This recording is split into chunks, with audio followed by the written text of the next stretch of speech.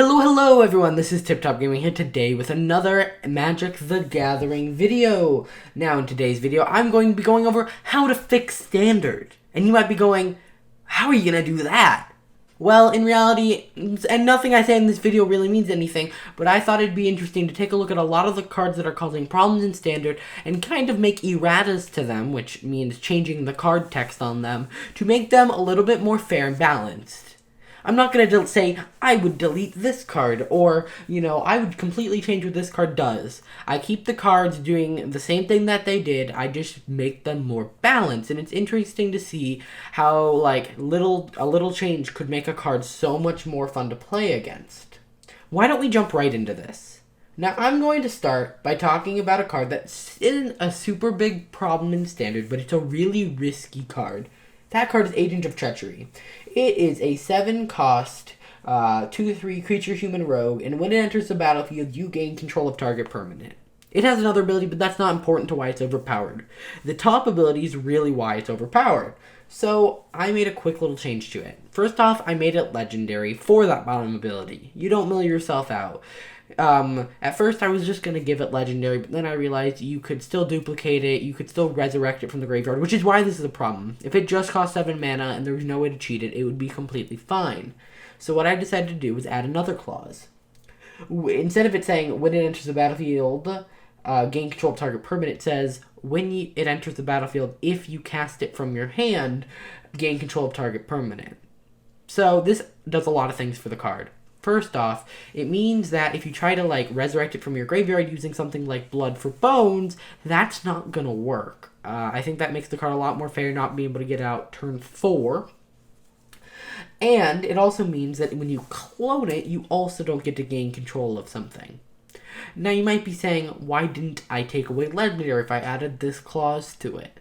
Well, in reality, the reason why I gave it Legendary was so that bottom ability also doesn't become super powerful. I mean, if something's legendary, you're less likely to put 4 of them in a deck, and, that just improves this card, at least in terms of how it feels to play against it. Because when someone's drawing 9 cards per turn, then discarding things, and when they discard it, it does something good, it really sucks to play against that. So just limiting it to 1 on the board, and you have to legitimately pay 7, or do some other crazy shenanigan that's such a big workaround that you might as well pay 7, or it doesn't do anything. Now, this is probably the card that gets affected the most from these changes. It becomes the least powerful, and it was already it didn't see a lot of meta play, but I think that it's very close and a very risky card that, there are powerful decks I've run into using it, just nothing considered quote-unquote meta. Alright, the next card I do see in the meta a lot, and it is Brineborg Cutthroat. It's a 2-cost 2/1 with flash, and whenever you cast a spell during an opponent's turn, put a counter on it. So, the card itself isn't really that crazy, except for the fact that, it is. What I did to change it, it is still a 2-cost 2/1 creature, Merfolk Pirate. All that's the same. I made it rare because it feels like a rare card, but I changed it from whenever you cast a spell during an opponent's turn to whenever you cast a non-instant spell during an opponent's turn, put a +1/+1 counter on it. So, this card had 2 iterations. One where it said, whenever you cast your first spell during an opponent's turn, so basically it gets a counter every turn. But I figured the real problem with the deck is not the fact that it flashes things in. Yes, that's annoying, but there do need to be powerful decks, so I think that that's fair. It's the fact that it uses a ton of counter spells, and it uses a ton of instant speed spells, which aren't that special. So this card is basically the same if you remove all the counter spells and that and replace them with flash creatures. I think that this card makes the deck more Simic Flash and less Simic Instant Speed, which there's a very fine line that you have to walk there, but I think that this card would promote a less toxic deck. Alright, this next one I'm going to talk about really fast. It's Cavalcade of Calamity. It's a 2-cost enchantment that whenever a creature with power 1 or less attacks, it deals 1 damage to whatever it's attacking. Okay, so I changed this very simply. I gave it legendary because it stinks when your opponent has 2 or 3 of these out and a 1/1 can come down and deal 4 damage indirectly to you. That is terrible, especially since 1/1s you can spam a lot of them. So it's legendary. I also made one other change. I made it so it's only creatures with power 1 attack. Now, I don't see this being used very often, but technically things like Arboreal Grazers can trigger that, and so I figured let's depower it a little bit more than giving it Legendary, because even just one of them is very powerful. I think this would still be a powerful deck, it's just less so, and that's kind of what I want to do with these cards. On a similar note, Field of the Dead is exactly the same. It still creates a bunch of zombies, however, it's now Legendary. That's literally the only change I made, and that's because, well, you know, that's all the card needs. One of it is still powerful, and that's good, but having multiple, it's crazy. Alright, now let's go to two more that are a lot more interesting. We have Teferi Time Raveler.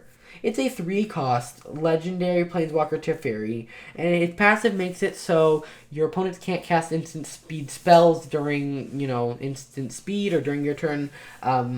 His +1 lets you cast sorcery spells at instant speed, and his -3 allows you to return either like enchantments or creatures or that and draw a card. That's pretty crazy. He enters with 4. So Teferi Time Raveler, I've changed him to be still a 3-cost Teferi. He enters with the same loyalty, but I've changed a lot about him. So his top ability does a very similar thing. It says instants and spells with flash your opponent's cast cost 2 more to cast.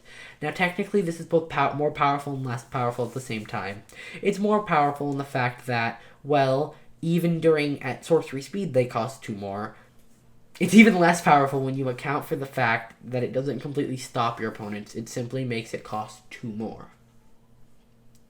Then his +1 remains unchanged, which is still an annoying thing, but again, there needs to be powerful cards. And then the -3 I changed. It says you may return up to 1 target creature to its owner's hand, so I removed enchantment and all that, so it's only a creature, and you may pay 2 if you do draw a card. So it actually makes you pay 2 mana in order to draw the card, to balance it a lot more. So you can't just play it, bounce something, replace Teferi in your hand, and have a Planeswalker on the battlefield. That was way too crazy, so I think that this change was really necessary. Alright, so you might notice Teferi, he was really hard to design for. And unlike all the other cards, which were literally just add legendary, and that's kind of why I did those cards, was to show you that a lot of the issues in Standard could be fixed with one word, legendary. Teferi, however, he already is legendary, and he's a menace. You know what else is a legendary menace? Oko, Thief of Crowns. So he's a 3-cost. Hey, seeing the theme here? 3 loyalty legendary planeswalker with a +2 that says create a food, a +1 that turns things into 3/3 elks permanently, and a -5 which allows you to exchange control of things. If you guys want to see actually like word for word what the abilities do, you guys can look up on screen right now. So what I did is I changed him from entering the battlefield with 4 loyalty to entering with 3. Now, this makes a world of difference, 6 loyalty versus 5, because, well, you're going to drop him in and +2 him most games. I really wanted to up the mana cost, but for this video, I didn't change mana cost. Even though that's a really great way to balance things, that just felt like the cheap way out. So I decided to actually change the abilities. So I actually was going to nerf this card a lot harder, but then I kept having to tell myself that you don't want to just make these cards irrelevant. So what I decided to do, and I think I may have made this card irrelevant, I'm not sure, although he does become a little bit more powerful in some situations. The reason he starts with 3 and why that's such a big deal is that if you drop him in, then create a food token the turn you drop him in, well, he's at 1 less loyalty. Now the next turn, say they play something like a Judith, or anything really with low power, you can then swap it the turn after he comes out with the food he created last turn. So that's a lot of value right there. And this way it creates more interesting dynamics because you have to decide, am I going to sacrifice Oko to make this trade? Is that really worth it? Or should I give them another turn to react, try to hit Oko, do all those things? So that makes it a lot more powerful, or a lot more, less powerful. But it overall leads to a better gameplay experience. Then I made one, and this is the biggest change, I made it so that the green elk, it only has it until the end of your next turn. And now this is both a buff and a debuff and a massive buff. Now, you might not be able to see it. If you can see it, good job. So the reason this is so powerful, and I think it might need to be changed from this, but of course this isn't actually happening, so it doesn't really matter, is that you can turn, say, their 12/12 into a 3/3. Then steal it, then at the beginning, and then it would change into, back